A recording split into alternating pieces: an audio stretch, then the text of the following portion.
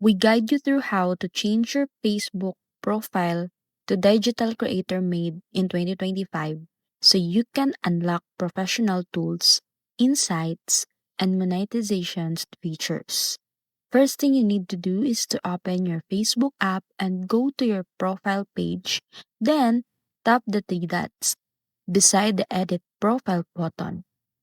From the menu, select Turn on Professional Mode or look for the option called Professional Dashboard.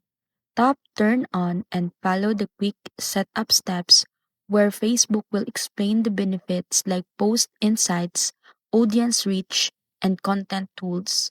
Once you confirm, your profile will automatically switch to digital creator or professional mode, and you'll see a new professional dashboard button on your profile where you can track followers, content performance, and monetization options. This change doesn't affect your friends list or post, and you can turn it off anytime if you want to go back to a normal personal profile.